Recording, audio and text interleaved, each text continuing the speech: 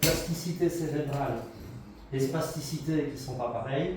La plasticité cérébrale, c'est le cerveau qui va se dire tiens, je vais refaire les mouvements. Donc en fait, si on prend un compteur électrique, c'est comme s'il y avait un fusible qui était cassé, on prend les câbles et on va les rebrancher sur un autre fusible. Par exemple, celui de la cuisine est cassé, on va le mettre sur celui de la chambre et on va avoir quelque chose qui va fonctionner, on va avoir du courant. Mais la spasticité, ça c'est différent. Donc grosso modo, voilà, ici, à cette vitesse-là, c'est souple. Mais la spasticité, c'est l'exagération du réflexe à l'étirement. Donc en fait, ici, le cerveau, il sait à cette vitesse-là que je ne risque pas de luxer le coude.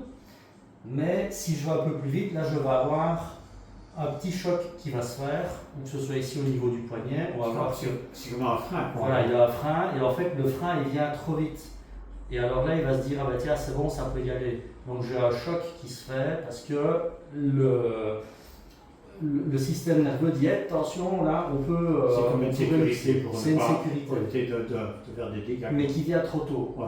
Donc ça, c'est naturel, mais c'est exagéré. En fait, c'est quand même bien foutu, quoi, finalement.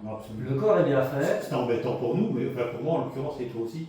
Mais c'est vraiment le système de sécurité qui va trop bas. Et alors ici, donc comme on voit, donc là j'ai été un petit peu titillé, mais comparativement à ce qu'on avait sur ce qu'on faisait avant, on a quand même quelque chose qui est beaucoup plus souple ici, après avoir fait l'hypnose. C'est plus fluide en tout cas, ça c'est sûr. C'est plus fluide, voilà. Et même ici au niveau des doigts, là, ils arrivent à bouger beaucoup plus facilement.